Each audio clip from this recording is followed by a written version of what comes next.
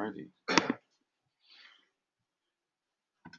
Well, thank you very much, Jose. This is very kind, and good evening, everybody, and those folks online. As Jose said, I'm Jon Terry. I'm one of the founders of Leankit. We're a Kanban tool company, a visual management tool company that works in the agile software space as well as a number of other industries. So we do visualization across lots of industries. We're a Nashville, Tennessee-based company, but I am, as of 2 months ago, actually Wimbledon-based because the UK is a very good market for us, and we want it to be an even better market, and so you don't get that without being here. So I have my brolly and my wellies, and I'm here. You like tennis too? I do. I'll have to like tennis. It's kind of a requirement. They throw you out of the neighborhood if you don't. So what I want to talk with you about tonight is the way we work within Leankit. This is a technique and idea of working that we've developed for our own internal operations, and we think is worth talking about externally. So some background. So Leankit was started in 2009. I'm one of the founders. It was started in my friend Steven's basement. At one point, our headquarters was my dining room, and that was for a number of years. We were quite a small company, and we were people who had been in the logistics business, so supply chain management. So we knew Lean from way back in that context. Just kind of was really sort of in everything we did. And as we grew the company, as 5 people became 10 people, as 10 people became 20 people, still those people that we were having join the company were sitting next to founders, and we didn't talk much about how we did things because we didn't need to. It was just sort of implicit. It was just how we did things. And as we grew to 40, and as we grew to 50, it was kind of working. And then probably about last fall, it stopped working so well. We hit a point where we started realizing, wow, people are making decisions that don't always fit. Not bad decisions. I mean, these are good, smart people who were doing the right thing given what they knew. But they were making different decisions that were getting us at cross purposes with ourselves because we hadn't trained them. We hadn't talked about how to make decisions. We hadn't told them how we wanted to think about things. And we really hit some growing pains. This came to a head last fall with a release of some functionality that we call connections. This, again, we're a Kanban tool company, so Kanban boards is what we do. And we created some functionality that allowed you to connect a card on one Kanban board to 2 cards on another Kanban board. Relatively simple functionality. Well, we were first going to release this in our construction product version. Well, so that entailed some UI work we needed to do for the construction space, which took a while, took longer than we expected. And so somebody said, well, so while we're at it, why don't we release this in the main IT industry version? Oh, okay. And that took longer than we expected. And then somebody said, well, let's try to get this in mobile. We hadn't originally planned to do this, but let's do that because we've got some time. And that took longer than we expected. And somebody said, well, we kind of planned to do this as a quiet thing, but since we've got time, we're going to do the marketing work on this. We're going to do a big splash about this. And that took longer than we expected. And so we ended up having this thing where we made a number of decisions where somebody said, well, since we have time and we're already in there, why don't we also? And each one of those things made it take longer, and it just got bigger and bigger and bigger. And it came out okay. It actually came out great. We had a fantastic release. We had a fantastically well-coordinated release where a lot of people worked really hard to release this new functionality across multiple editions and do the marketing for it and all these kinds of things. Awesome. We were so thrilled. We were so happy with what we had done. The next day, in a meeting with our leadership team, we said, let's never, ever do that again. Because while it worked out okay, it only worked out okay because everybody was working like crazy to make it work okay. And it could have very easily not worked out okay. And so we said,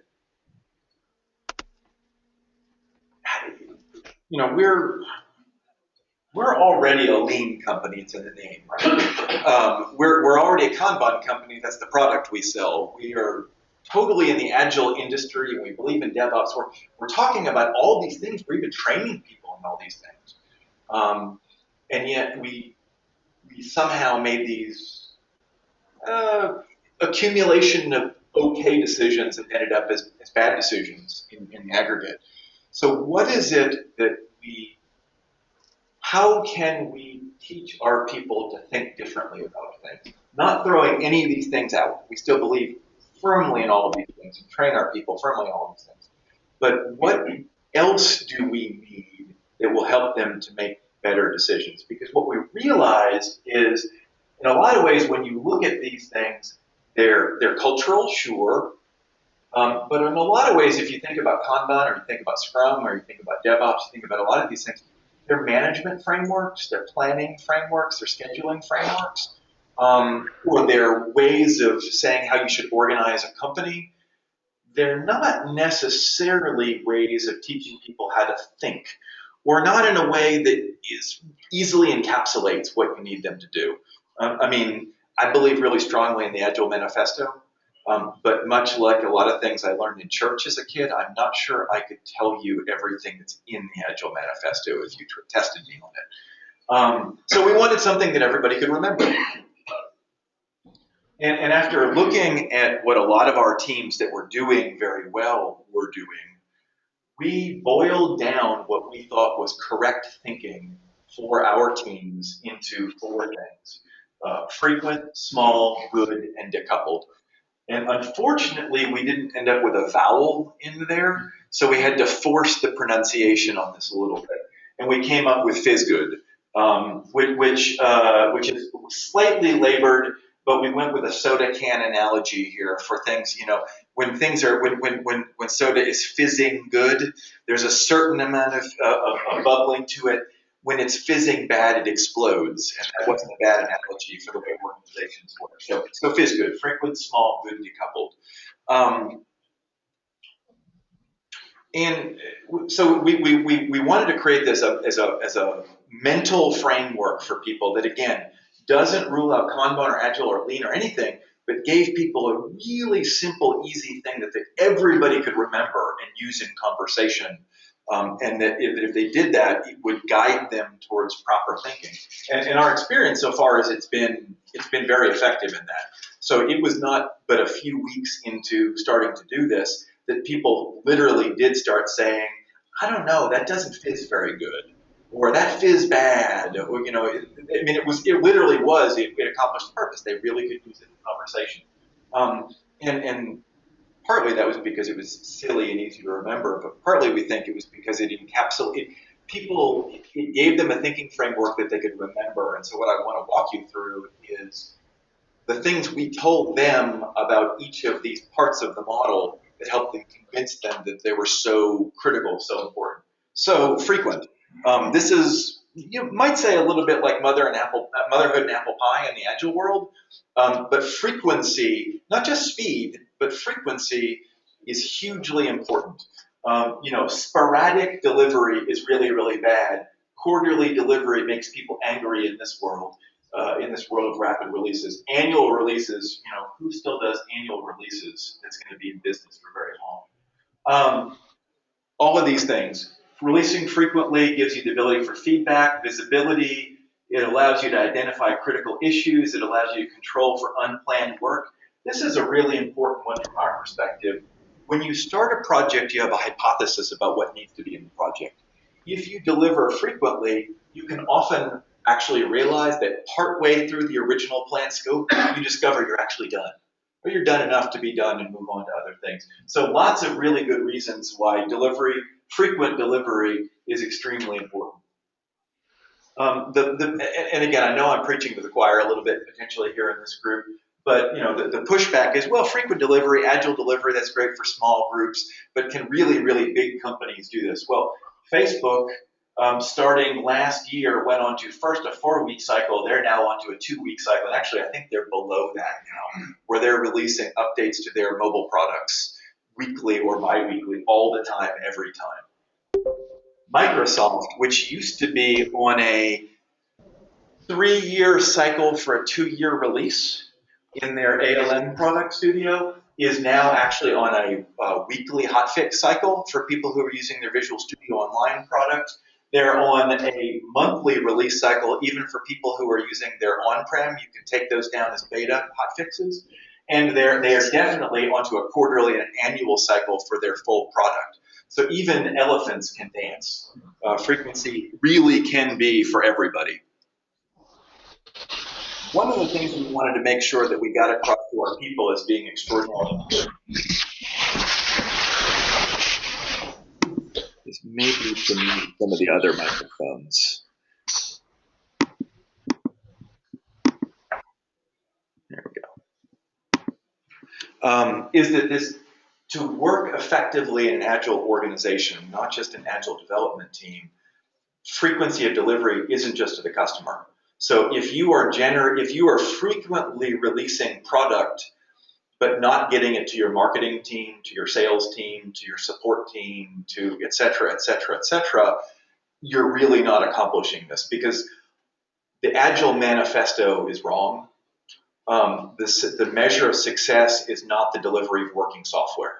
The measure of success is the use of working software by your customers, and that comes via your marketing, your sales, your support, your sales engineering, all of the people who help really deliver the full product. So when you're talking about frequency of delivery, this is through your entire value stream. Otherwise, you get the bottled up can that's about to explode like this guy is right here. So again, as a fervent believer in the Agile Manifesto, still the reason this is true is not because 10 white guys went skiing one day and decided a bunch of things. Frequency of delivery, all of these things we're talking about are true. They're true because of math. Mathematical principles are what make all of these things work. So a highly utilized system, it doesn't matter what kind of system you're talking about, is a system that's extremely slow. So this is the curve of cycle time, delivery speed, as you reach 100% utilization. The way this math works is as the closer you get to 100% utilization, eventually your cycle time goes asymptotic, which means that actually you never get done. If you say you're 100% utilized, you aren't. You're lying to yourself, because otherwise nothing, literally nothing would be getting done.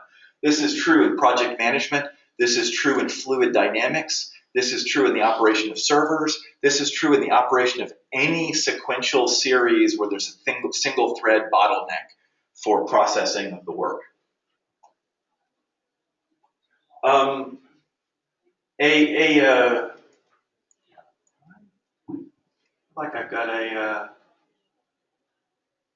missing a slide here, guys. So I got thrown off there. I'm talking about small now. It's like, wow, this doesn't feel right for the story I'm telling at the moment. So frequency is good.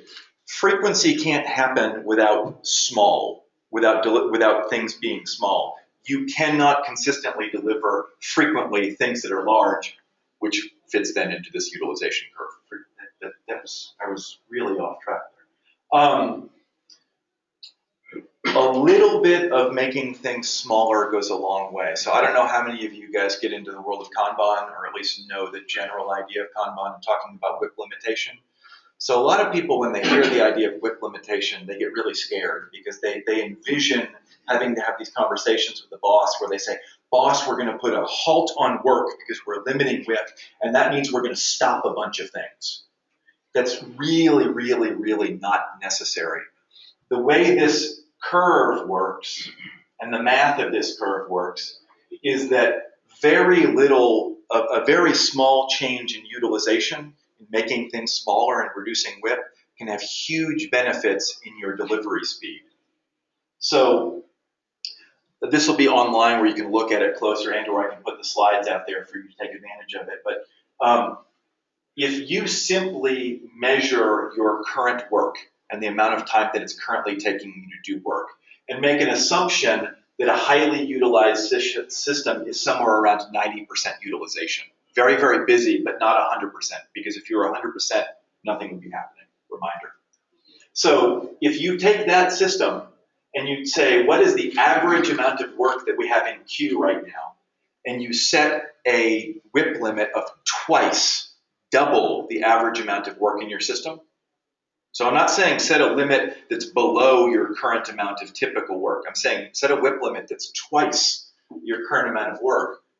What you should see is slightly less than a 30% improvement in delivery speed in return for just 1% slack. That's not even something you have to tell the boss you're doing. The reason this is true is by setting that WIP limit at twice your current amount of work in progress, you're cutting off the tall poppies. You're cutting off the work items, the very few work items that are the ones that hurt your cycle time the worst. You're not affecting the average item, but those bad ones, those outliers, are the ones that are killing you. If you're willing to set a WIP limit that's at your current average queue size, as opposed to double, you ought to see a reduction of 54% in cycle time in return for just 5% slack. So you've gone from 90% utilization to 85% utilization, and in return, you have cut delivery speed in half. So when people who are talking about Kanban, talking about WIP limiting, this is not crazy, wild-eyed, kind of zealot talk. This is very simple, small changes backed up by math. So part of making things small is reducing the amount of work. The other thing that you need to do to make things small is to make the individual work items themselves small. Because if you have a high degree of variability in the system, that drastically affects your ability, how far out on this utilization curve you can get. So to use a metaphor, you can fill a highway a lot fuller with mopeds than you can with Mack truck. The mopeds are much more agile amongst each other. They're much smaller individually. They start and stop much more quickly than do the Mack trucks. So you can deliver much higher utilization without as much WIP reduction if you can make the individual work items smaller. It's tough to limit WIP with variable batch size. You never know what's inside the can until you shake and open it. Well, so the argument that you get back on some of these things is, yeah, that's great. That's good. Of course, we should make things smaller. That's just agile, right? But some things are big. Architecture is big. Design is big. Certain things they're just naturally big. There's really no way that you can make them smaller. That's what you hear for certain things. We can't break these things smaller. Our argument is maybe not. I mean, they're notorious for being big, but maybe they're not naturally big. And our sense of the situation, our experience, is that a certain amount of analysis will cause you to find out why it is that things seem to be naturally big, and that it's untested assumptions. So here's an example, which again, you probably can't read from a distance, but this is an example of a 5 whys conversation. Why does this have to be so big? It does lots of things and has lots of components. Well, why does this thing have to do all those things? Well, because they're interrelated. Why can't they be broken into multiple releases? Well, it's costly to deploy each one of these things. Why is it costly to deploy each one of these things? Well, because we don't have automated testing, we don't have an automated release process, and so on and so forth. Very often what you will find when somebody says, oh, this has to be big, is that there's an assumption built into their thinking, which is it has to be big given our current tooling and what I have within my power. And if you peel back the onion, you will often find something where if management is willing to spend money, they can trade money for time. And very often management is quite willing to trade money for time if they're asked in the proper way. So what you're trying to get to by breaking things down small is you're trying to get to what is often referred to as round-robin scheduling. Round-robin scheduling is where you don't have to spend a lot of time prioritizing work items as they come up to be worked on. Instead, you can leave the decision-making to the people who are actually doing the work. And most of the time, they're simply following FIFO, first in, first out. They grab the next thing that's on the shelf and they work on it. You can only do that if you break things down small. You can only get into that model if you can get to just-in-time decision making if you can break things down small. So here's a board here where I've got work items broken down small, and if that's true, I'm working on project A, part 1, project A, part 2, oh, you know what? Actually, a bug came along. I can intersperse that bug in. I don't have to do a lot of prioritization decisions. It's small enough pieces. Each one of those things is independently deliverable. We're going to work on that bug next. All right, the bug's done. Now we work on part 3. Yay, we're working on project. We're done with project A. Part 1, part 2. Oh, wait a second. Part 2 is too big. Even if you try very hard to break things down small, the energy it would take to break everything down small perfectly is more effort than you should expend upon that. However, what you need to do in that case is you need to be in a mode where you teach people to stop digging. The temptation when something turns out to be too big is to keep working on it. Keep working on it. If we just keep working on it, we can make this thing fit and we can get it done tonight, and I know we can do this and we just have to think different about this. You wear yourself out doing it. What you want to do is you want to stop digging, and you want to teach people to move these things off to the side when they realize that they're too big. And this is something that we refer to as fat robbing. You're round robbining. Every now and then something turns out to be bigger than you thought it was, and you have to put it off to the side so you can put it on a diet. And you take the next thing in priority order. So we're going to work on part 3. We're going to work on part 4. We're going to fix this bug. And then, in the meantime, we've had some time to think about it. We've had time to step back from the problem and do better analysis. And what we've realized is that part 2 can actually become part 2A, B, and C. And we can work those things and this critical bug fix through the process. So again, the key thing there was you want to break things down small, but you're never going to do it perfectly right. And when inevitably you run into those things that are bigger than you thought they should be, you thought that they were, rather than just continuing to try, you need to stop. You need to put it off to the side. You need to take the opportunity to break that down so that you can continue this small flow of small good things. Okay, next stage here. We want things to be good. Obviously, the extreme here is we don't want things to be garbage, right? So with frequent and small, you really can't be too frequent and you really can't be too small. So the perfect state in those things is as frequent as possible, as small as possible. Good is a little bit more of a balance. So clearly we don't want to be garbage. And that's getting into things like your how you teach your development teams to think about technical quality. This is a framework that we use at Leankit we call TLDR. So this is tested, logged, documented, and reviewed. This is a bit of a joke for those of you who are instant message people. So TLDR usually means too long, didn't read, which is most people's documentation about what they're supposed to be doing. So we kept our documentation very small as an acronym. So what we tell our people is, if you can do this, then this is technical quality. This is the measure of technical quality, good enough. So you want to be good via TLDR in this case. You don't want to be gold-plated. So that's the alternative. Unlike frequent, unlike small, there actually is a happy medium on goodness. Goodness is a balance of what's good enough for right now. So this is a quote from Reid Hoffman, one of the founders of LinkedIn, who said that if you're not ashamed of the first version of your product, you launch too late, right? There's a temptation when we're building products to think somebody will be mad at us. We'll get a bad reaction. We'll get whatever if we release a product that's not perfect. Probably people are not paying that close attention to you. And probably even a very small version of your product is going to be valuable to somebody. And the point of the initial version of your product is not to solve a problem. It's to gain knowledge about how to solve the problem in the end. So here is the most perfect technology product that's ever been built. Of course, the iPhone, right?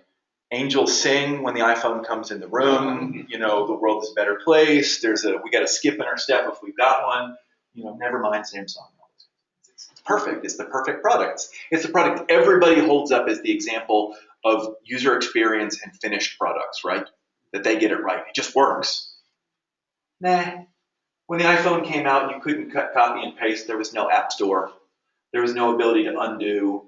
There was no developer APIs there was no lots and lots of things. And yet, it was an initial release that has led to the most successful product ever in the history of the world, right? So this MVP thing probably has something to it. The other thing that's interesting about Apple and the release of the iPhone is the release of the iPhone was actually the culmination of a development effort that had been going on for more than 10 years, which began with iTunes and iPods and getting you to put your credit card information so that you could buy songs. So the iPhone was a product that was part of a product line. It was a release of a larger product set. And that's something that's, I think, a very good thing for us as product developers to think about when we think about the world of MVPs and how to do this. So this is a famous picture from Heinrich Nyberg about doing MVPs. And this is the idea that we don't want to be just building a wheel and then an axle and then a body and then putting that together into a car, because those initial things that we build don't have any value unto themselves. So until I get this final thing on the top picture, finally the customer is happy, but before that the customer is very, very unhappy, right? On the bottom, on the other hand, what we do first is we build a skateboard, and the customer's he's kind of happy. And then we take that and we learn from that, and we build scooters. And then we take and we learn that and we build bikes. And then maybe we add motors onto our bikes and we're doing motorcycles, and we learn from that and we're releasing cars. Now, I know software doesn't actually work quite that way, right? It's not just, you're not just glomming on new things to build the bigger and bigger product. You get a big ball of mud if you do that. But if you think about things like Apple thought about the iTunes and the App Store feeding into the iPhone, what you realize is you can be releasing separate products, and each of those products is feeding to other products because you're learning about your customers and you're learning about how you work as an organization. So are you directly building a skateboard into a car? No, but it's teaching you an awful lot about customer segments. It's teaching you an awful lot about materials and wheels and design and collaboration and so on. It's also, so this is somebody's cleaned up copy of a drawing that Heinrich did, which I've actually been looking at for years. What was funny, though, is they got it wrong. They lost a little bit of context in the translation. I thought this was really neat. So what Heinrich shows is same picture across the top, right? Unhappy, unhappy, unhappy, happy. I get my car. Across the bottom, however, what he's showing is realistically, if I wanted a car and you just give me a skateboard, I'm actually not happy. I'm meh, right? I may not be angry, but I'm meh. When you give me the scooter, maybe I'm, well, okay. When you give me the bike, okay, I can actually use this to get around. So I'm getting happier and happier. I get the motorcycle here. I'm pretty happy with the motorcycle. And something that I had never noticed before he did his presentation in Stockholm recently is, so this is what I'm saying this got wrong. In this picture, at the end of the day, I end up with a car in both cases, the same car. In this picture, I don't. In this picture, I end up with a convertible. Because what I discovered was I thought I was selling hardtop cars. But by doing all of this marketing and selling, what I discovered is the customer base that I have attracted likes the wind in their hair. They like to get out and enjoy the open road. They want a convertible. They don't want a hardtop. So not only did I deliver value incrementally to my customer and reduce my risk as an organization, I actually ended up with a better product than I would have if I had released everything all at once in one big release. Decoupled. So this is another one where there's sort of the thing we're trying to avoid, just like with good, we're trying to avoid garbage. In this case, the ultimate thing we're trying to avoid with decoupled design and decoupled scheduling is we're trying to avoid the situation where the work of one team is damaging to other teams. So that's the ultimate thing we're trying to avoid.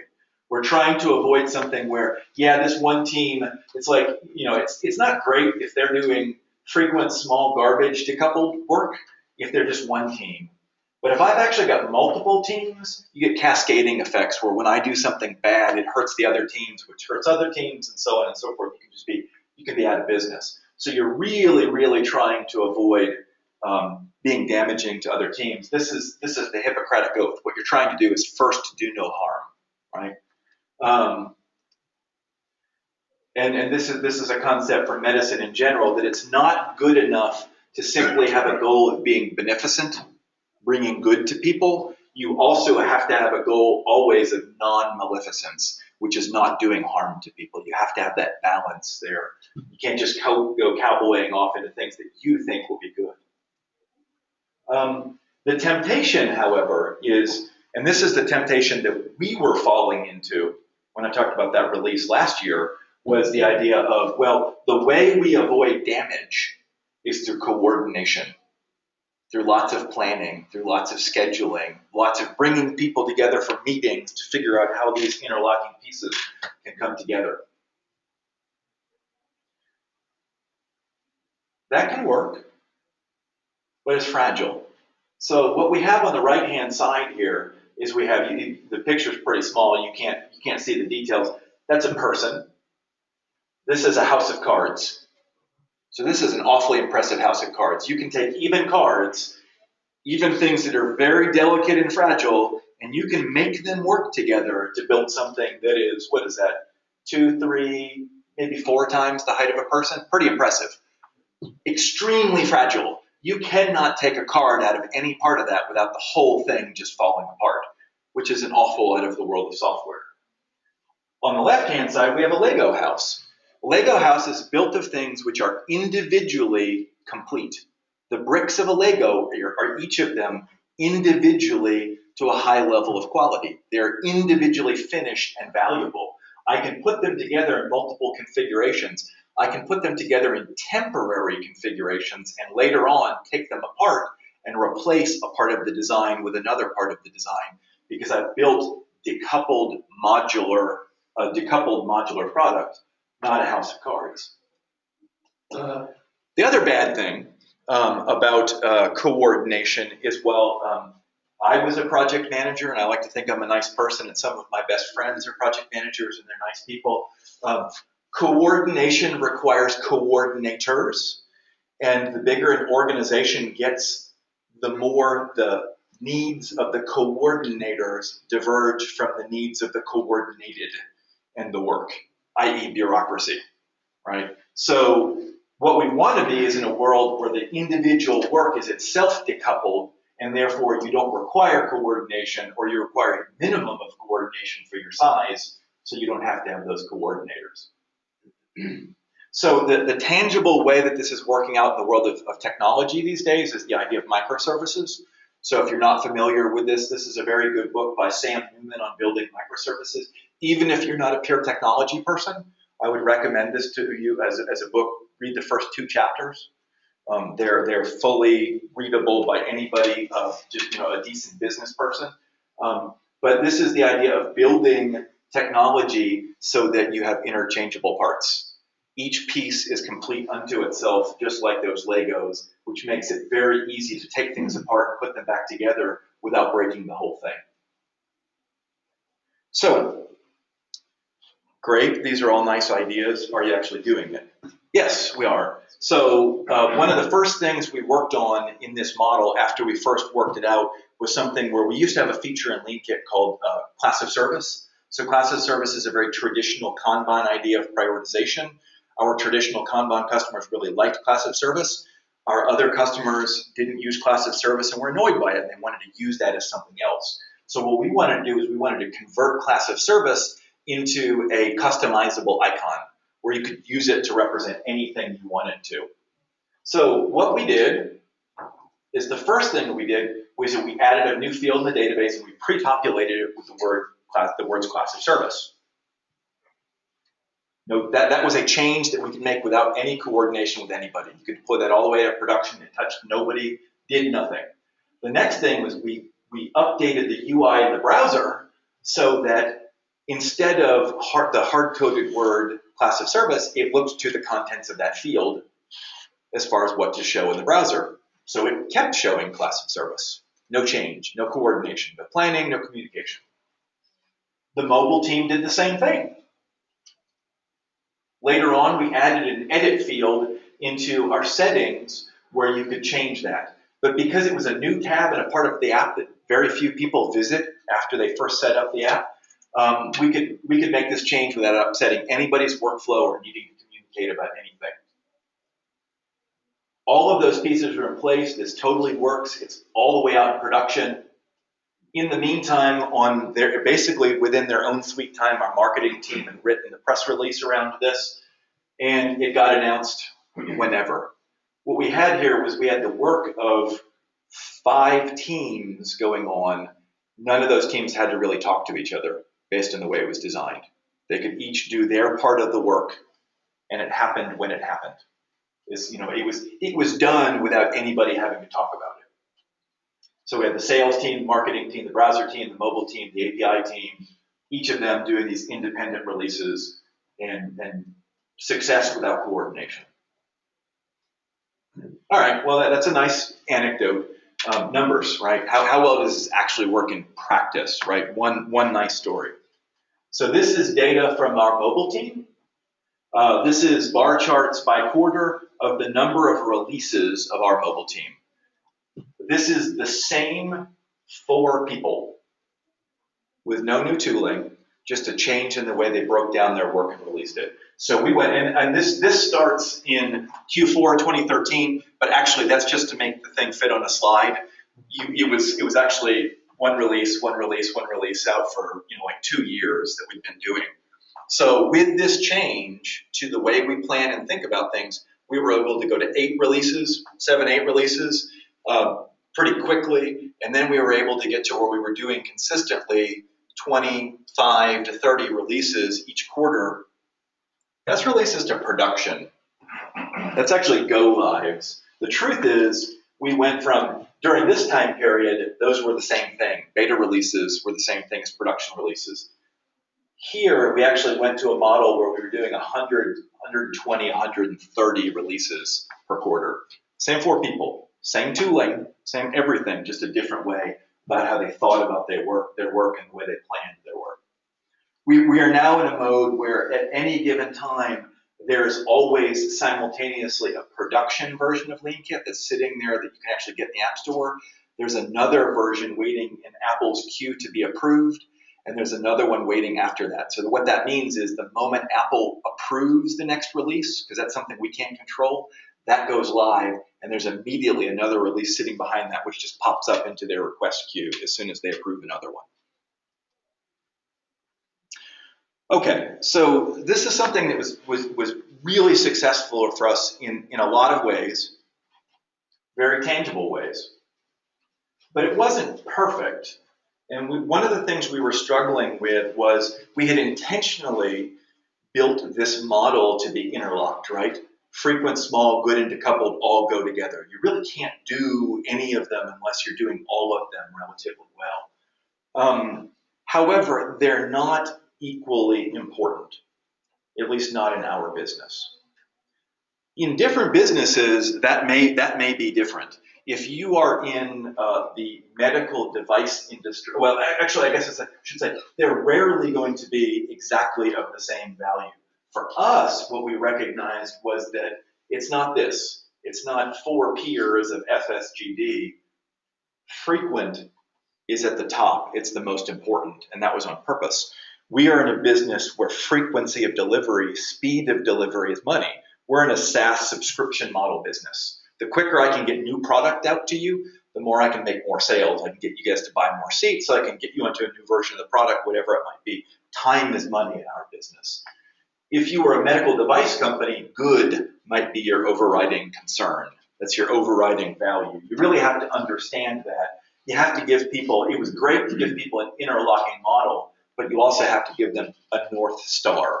You have to give them a tiebreaker, the thing that's the most important thing when all things not being equal, because they usually aren't. Okay, so the thing we realized we were struggling with was good. The balance between frequency and goodness. Because again, goodness is this balance between garbage and gold-plated, right? Well, that's easy to say, but very few people think they are nobody wants to deliver garbage, right? And most people aren't going to say that they're gold plating. They think that the kind of quality that they're putting into the product is critical to the success of the product. And so what we needed to do was we needed to come up with a model that showed that tension in a way people could understand. We came up with various pictures for this, a rocket at one point, all kinds of different pictures. And what we eventually settled on was the picture of a radio tower. So, kind of a radio tower with the wires that hold the tower up, that balance the forces of the tower, on the tower. And so we came up with this totally accidentally, it was not intentional that we did it this way. Ironically, just up the road from our offices for Leankit, there's a really famous radio tower. Not quite as famous as the Eiffel Tower, but especially in the US, in a certain genre, extremely famous. So this is the radio tower of WSM Radio. WSM Radio is the home of the Grand Ole Opry. So this is Minnie Pearl. This is the mother church of country music. This is the radio station on which all good country music has been broadcast since time out of mind. What's that? You mean country and Western? For a while in the 70s and 80s, and now Western is kind of off the table again. But this is an iconic tower, and it's just up the road from us. And so when we started thinking about it, we started looking, that's a perfect symbol. But at first we thought it was just a symbol. It was like, that'll be a nice picture, right? This radio tower thing. Isn't that neat that we came up with a radio tower and it's just right there? As we started digging into it, though, we started realizing it was actually a really good metaphor for this, way better metaphor than we thought it was. So this tower is what's called a Blanox tower. That's the manufacturers, the company that designed this thing. So when they built this radio tower in 1932, it was the tallest radio tower in the United States. It was the second tallest radio tower in the world after the Eiffel Tower. It was 786 feet tall. The reason it needed to be that tall was because they were trying to cover a broadcast area of the entire Southeast United States. That was the audience for country music. The Southeast United States, it's not the Alps or the Himalayas, but it's really quite mountainous. It's really quite hilly, which means the only way you can reach that audience is to be very tall. So they had this really large goal. They were trying to accomplish a whole lot. On the other hand, this was not Paris or London at this time. This was poor rural Tennessee. They did not have the money to build an Eiffel Tower. What they really had the money for was to build what you would call a boom antenna, which is those typical straight up and down antennas with the wire. Well, nobody ever had and nobody ever has built a boom antenna that was 786 feet tall. Because when you try to reach that kind of height, you end up with extreme strain from the wind and the pull and even the shift of the earth on something that very, very tall. So there's extreme pivoting strain on this, which would mean either you can't do it or it wouldn't last at all, right? So they had the choice between extremely costly, they couldn't afford it, or cheap enough to do but wouldn't actually work. So what they did instead is they came up with this novel design where you probably can't see it that well from there, but basically what this is the shape of two Eiffel Towers upside down to one another. So it's narrow at the bottom and it's narrow at the top and it's wide at the waist.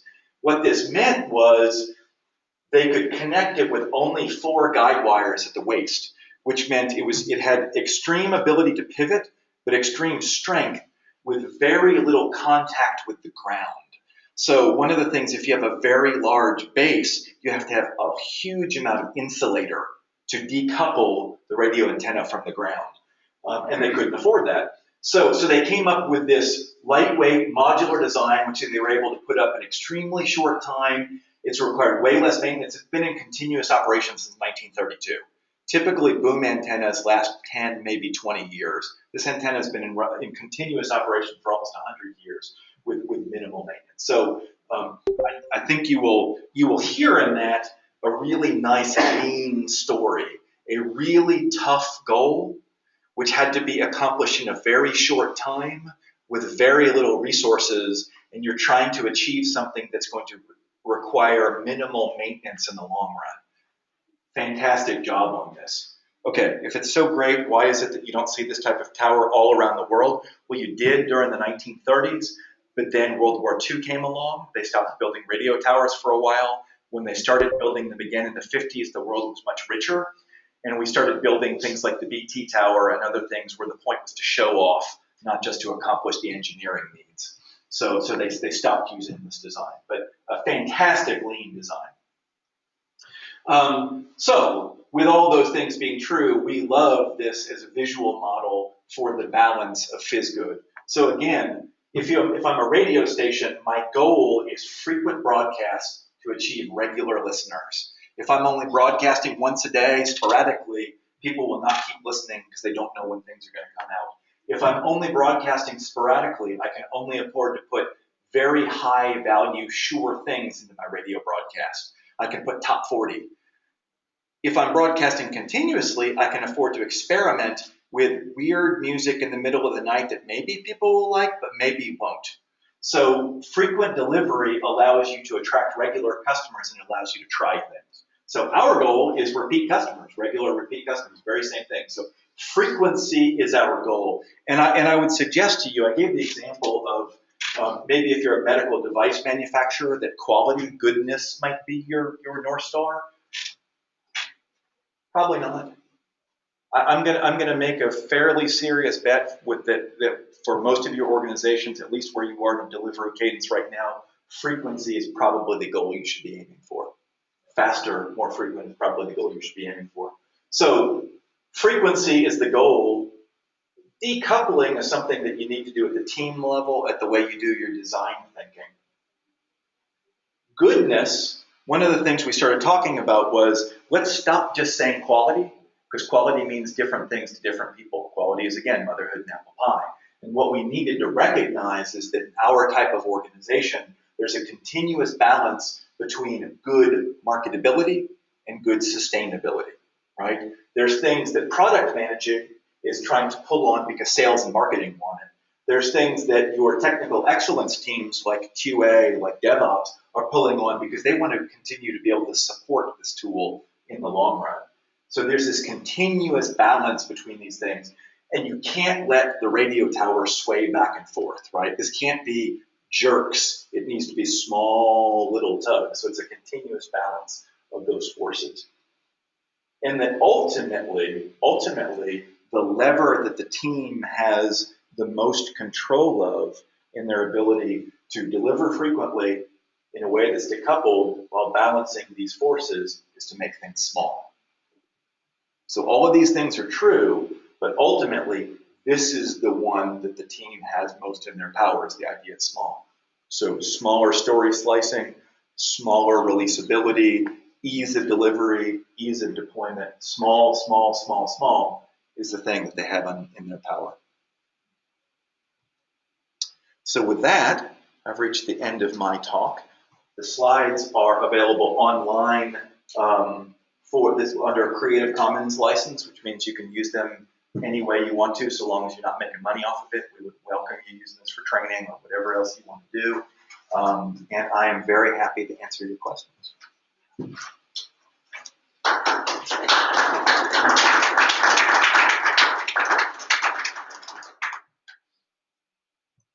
Perfect. No loose ends to be cleared up. Yes, sir. Thanks, Robert. Had a slide there showing if you launch too late, then waiting for perfection is a pretty bad move. Sure. And I was expecting the project I was trying to work on being a completely new product, that it would be sort of going along like you were saying there. Mm. Unfortunately, the organisation, with its 300-year history, considered that their reputation came first. Right. And it's not an MVP, a new company it's a new release of an existing company. Sure, there's balance. So it's a completely new product, but they were so desperate that it had to be perfect before anyone outside ever saw it. But I don't know if it ever did come out. Probably not. Probably. Yeah, I mean, I think that's a typical pattern. It's not at all unusual. What I would suggest is they're wrong. I would suggest that there are a couple things, mitigating strategies. One is it's in the way you market it.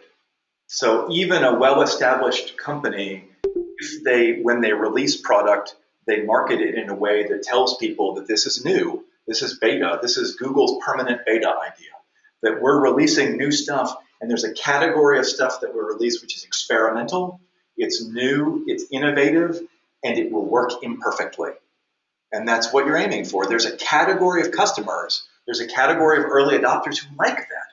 They want to be in on the game.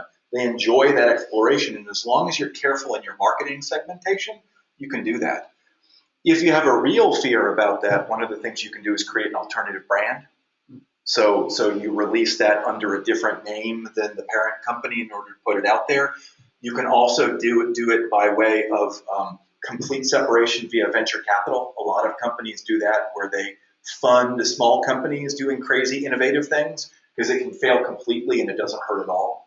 So what I would suggest is the bigger risk is not doing the crazy innovation that falls down on its face. That's the recipe for going out of business. I'm wondering in your picture, that you're listing sort of a feed factory. Because you're broadcasting the chapter with people in the headphones. Yeah, of course, I think feedback's included in feedback, but absolutely, it is. I mean, needs to be separated out. Then it wouldn't get this. To continue the analogy of the radio station, that's what in the U.S. that's what like Nielsen and Arbitron ratings and so on are there to measure. So I wonder if you Leankit, you kind of assume that it's like an assumption that you make. No, it's absolutely that's exactly right. So we this is something we do. This is something Microsoft now does. Although they've done it imperfectly because it's a new thing and they got into trouble for it. But you have to build measurement capabilities into your product in order to do work this way. So if you're going to put out experiments, you have to have the tooling in place that allows you to see, are people actually using it? How do they use it? What type of person uses it? Do they use it a few times and give it up?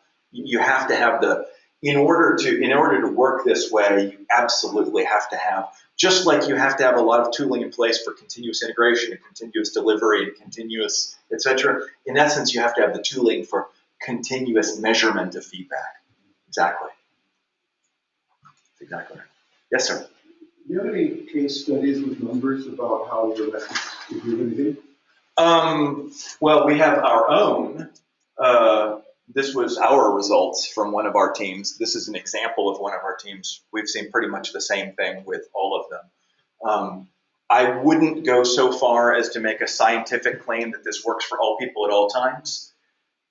However, what I think I can say is that this isn't really new knowledge. I'd like to think that this is a good way of encapsulating pretty standard agile and lean thinking, which has been proven quite consistently across lots of enterprises. All we've done is we've packaged it in a way that makes it easier for individual employees to make decisions about it. So really not new ideas, just a better marketing, better sales pitch. So, the typical conflict that you have between product and technical. How are you managing it? Because you're taking care of all. Communication, for one thing, but also by making things small. Again, I mean, one of the biggest levers is if I am telling people I can only release annually or even quarterly, then the tension between marketability and sustainability is huge, right? Because if you're going to do a bunch of marketability work, that means we're not going to get any sustainability work for months or years, and vice versa. If instead you're breaking things down very, very small, you can get into a mode where it's really not even a discussion. As long as, whether it be external customers or internal stakeholders, if you get into a mode where you're doing continuous delivery of value, pretty quickly people stop worrying so much about who gets it first. And it's just, wow, there's lots of goodness happening. We're all happy. Do you keep those separate? Yes, we do. Yes, the way we manage this in particular is for each of our squads. So we follow, in essence, the Spotify model as it relates to squads and guilds. For each of our delivery squads, they are working on a feature at a time. They also are doing a continuous stream of defect resolution and small sustainability work up to a certain sort of percentage of their time. And as long as it fits within that allocation of time, they don't have to tell us what they're working on. They just have to coordinate across the teams to make sure that they're not working at cross purposes with one another.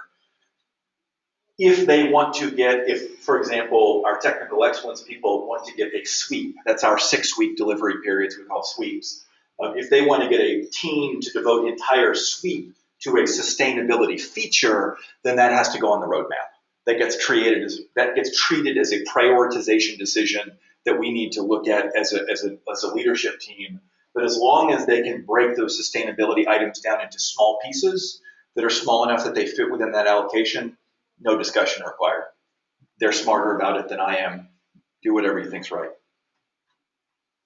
You mentioned the delivery of value. Do you have a way of measuring the delivery of value, or do you assume that code rate can be constant value? No, definitely not. It's not a bad proxy at first. If you're not doing that, then you can't do the others. But no, for us, it's definitely much more about customer surveys, about win-loss rates on sales, about measurement that we have embedded into the application to see which portions of the application are being used and by who and which ones are not. So every feature you put out is a hypothesis. Sometimes even though you very successfully deliver the code, you didn't end up delivering value. And we have numerous times pulled features out of Leankit because they did not prove to be valuable, and or we completely rewrote them because the initial way we've done them proved to be an incorrect hypothesis. Absolutely. How do you start off? What derives these small things? Do you have requirements, or do you have goals, or do you have value definitions? So we follow a relatively typical sort of epic feature story kind of a model as agile teams would do. So I wouldn't say we have a drastically different taxonomy for that kind of a thing than other agile teams would do. I think one of the ways where we might diverge from certain flavors of agile is getting into that idea of breaking things small and continuing to break things small. So a friend of mine, Pavel Brodzinski, has a great set of agile planning poker cards. You guys know planning poker. This is sort of the 1, 3, 5, 8 kind of a thing for sizing things. Get together as a group to try to size things. His planning poker cards say 1, TFB, and NFC. T is for 2 and B is for big. I'll let you guess what the F stands for. And N stands for no, and C stands for clue. And again, I'll let you guess what the F stands for. And basically the point there is you are much better off spending your effort breaking things down smaller than you are trying to estimate them. Because estimating in a true lean sense is waste. It might be necessary waste, but it's waste. Versus the breaking things down smaller isn't waste. It's always value. The reason I asked, you said sometimes you get to a point. Yes. And you realize you are done. Mm-hmm. Sort of implies that at the very beginning you have very high level. Yeah, I mean, you've got a concept. So one of the things we use as a concept document is something we call an A3, which is basically a one-page A3 document that lays out our sort of governing hypothesis for a larger effort. So it's not a detailed design spec, it's the idea, it's the concept. And so, no, I don't so much say that it's a matter of like I wrote 100 pages of documentation and we realized we can throw away 75. It's that my experience is that the idea we have for what's good is always bigger than what's actually necessary to satisfy the job. But it's no use arguing with people about that because they have their pet vision of it and it's shiny in their head. And if you can instead deliver it, then you can kind of go, you know, we thought we weren't going to be done until you could do all these things. But, you know, now that it's out there, it's not bad. And when we've got these other things coming down the pike, couldn't we stop now on this and work on some of these other things? And you're not talking theoretical, you're talking finished product. It's much easier to have a rational conversation about. And quite frankly, it's much harder for somebody to dig their heels in against if management comes along and says, no, I agree, we're done. We need to move on to the next thing. It's very hard for people to say, no, these are my pet features. Come on, seriously. We can all see it's done. Yes, ma'am. How do you prevent your architecture from getting out of hand? The best word. So in other words, when you're adding all the time to something, be it in small parts, quite often that means you end up with something that isn't actually very maintainable or sustainable because people have gone against the idea of the original architecture. Yes. However, one thing I would say is we all have the vision of the perfect system where we follow the architecture and it's good. I have yet to be in that company that actually does that, even with very rigorous planning. There's no such thing as greenfield, or rarely such thing as true greenfield, and even when there is, we mess it up pretty quick. So messy architecture is just the reality of life.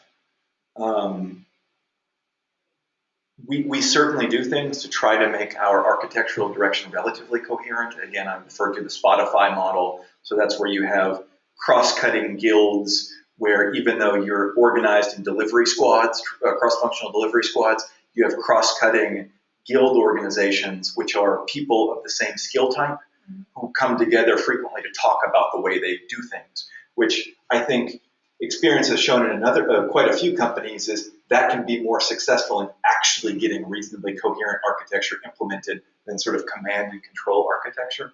The other thing that I would say is that that really is the goal of a microservices architecture. You're trying to create a model where, as much as you possibly can, the different portions of your application interact with each other via APIs as if it was an external organization. And that forces you into a way of thinking where you don't rely on good architecture on the other side. You kind of assume it's going to be bad and you act accordingly. Does it work the same way for deprecation and stuff? So there's a crypto algorithm called RC4, which has been shown to be weak. And people still have a lot of things. And they're trying to push the things that are old to be deprecated and pulled out. So within the architecture, you said you get groups coming together. Mm-hmm. So the culture of deprecation, same old, we've always done it this way, tends to win. So how do you overcome that? You're right. Actually, I'll be honest. I would say that can be a harder thing to defend against, honestly, than the idea than the goal of sort of perfect pre-planned creative architecture. I've got an agenda. Is like it is underserved. I think so. Yeah, you have to. It is very easy to let the cruft build up. There's no doubt about that at all. And it takes a very open, high trust communication organization to successfully cut things and to spend time on cutting things. I don't know that there's an easy answer for that, but you're right, it's a challenge, no doubt. Yes, sir. One of your earlier slides, you showed that years ago you were doing like one release a year or something like that. One per quarter. Or one per quarter, sorry. Yeah. Not quite so bad as all that. Okay. So at that point, were you having to produce estimates of things? You know, like most organisations. We weren't. Remember, I mean, we were a small startup, right. So no, we were not doing estimates per se. But I will say we were spending a lot more time on prioritization decisions and discussions and arguments when you're only getting things once a quarter. The choice of what to do next when what to do next is going to take a quarter is a hard choice. The choice of what to do next when the next thing that's going to come out is going to be a couple days is like, I don't care as long as my thing is somewhere in the pile reasonably close to the top. Yes. Whatever. I mean, really, our mobile team, we probably have prioritization discussions with them. Yeah, even though they're releasing like on a daily or multi-day basis, we have prioritization conversations about once a quarter. Let's come up with the good list of things that you might want to work on. I don't particularly care what order. You guys make the decisions. If I feel later like I need to steer it, you're delivering so quickly, I probably can. I mean, many big existing companies are very much wedded to this idea that you can't do anything unless you say it's going to take this long, it's going to cost this much, and all this kind of thing. I can see if you can do this, that becomes completely superfluous. But how do you get from there? Yeah, I think, well, there's no easy answer on that. I mean, it's change management of big organizations like anything. One of the things that I would say helps in that shift is not something in this model. It's something that's sort of bigger as a more lean idea, and that's a shift away from project thinking and project budgeting to thinking about budgeting for continuous delivery streams. So we don't say, oh, how big is this thing going to be? How many people do we need to pull together to work on this thing? Instead, we have a set number of teams, each of which is cross-functional. We treat them like factories. We treat them like assembly lines. Each one of those things, I have made an investment decision to have a single assembly line for mobile, 2 assembly lines for web browser, 1 assembly line for analytics, and 1 assembly line for platform operations. That's my organizational capability. And then the decision making is not how much to spend, it's just what's next. What's next? I figure out what the capacity of each one of those assembly lines is, and it's what's the next thing to go into it. And again, I don't say that demeaningly, like people are like, oh, this isn't assembly lines, this is software development. I get that, but what I'm saying is from a budgeting decision, somebody who's running a manufacturing company doesn't think they can set up and shut down assembly lines like on a daily basis when projects stop and start. You set it up to run. And that's the way effective management really works. And if you can do that, then again, it becomes the just what's the next thing you're going to drop into the hopper. Thank you. Sure. So we take one last question, and then we can do social work. There you go. Absolutely. Yeah. Anything else? That's the way to kill the So, It's like the last piece of pizza or something. no, Everybody feels I mean, bad about we taking can it. continue talking about it. Yes. Thank you very much, Jon. That's fantastic.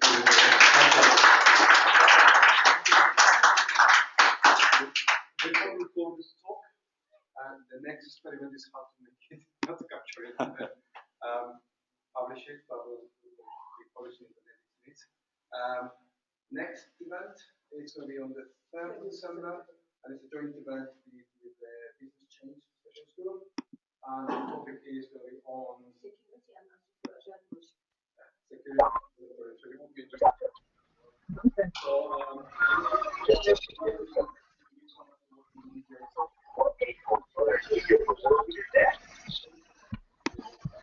We have second of February. We'll have a joint event with the PMI Agile Chapter in the UK, and it's going to be someone from HSBC.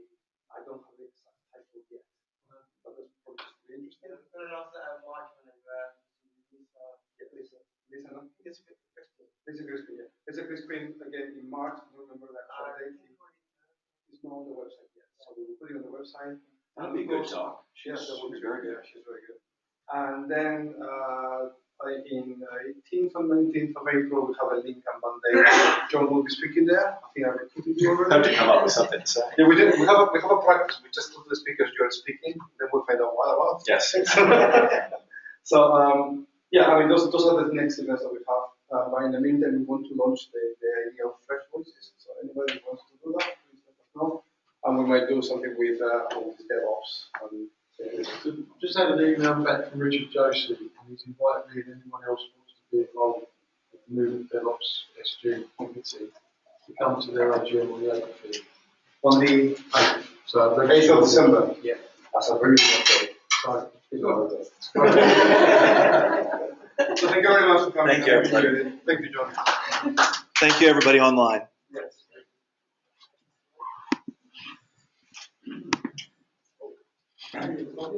Yes.